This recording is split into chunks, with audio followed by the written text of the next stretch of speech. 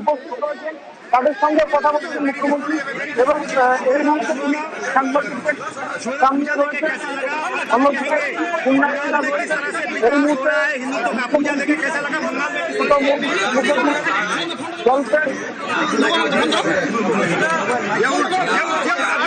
একটু সঙ্গে থাকো, একটু সঙ্গে থাকো।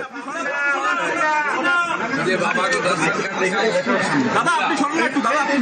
मैं बाबा को महादेव को कोटि कोटि वंदन करता हूँ। आने वाला दिन सरकार शरणार्थी के लिए बहुत सारे काम करेगा। ये बोलो चलो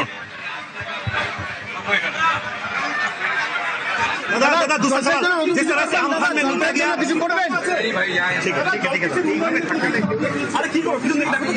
কমিটি এবং স্থানীয় আমাদের যারা বিধায়ক আছেন প্রস্তাব পেয়েছি বাজেটে আমরা তীর্থক্ষেত্র সার্কিট রেখেছি।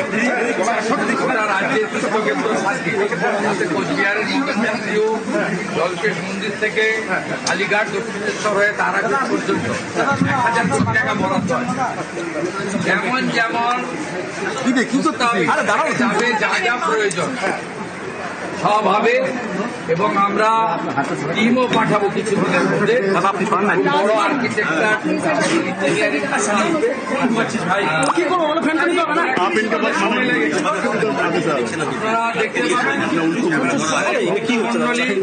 আপনারা দেখতে পাবেন জলপেশকে বর্তমান সরকার দেখতে পাবেন। ঠিক আছে দাদা, জোড়া ফুল নিয়ে কিছু বলেন।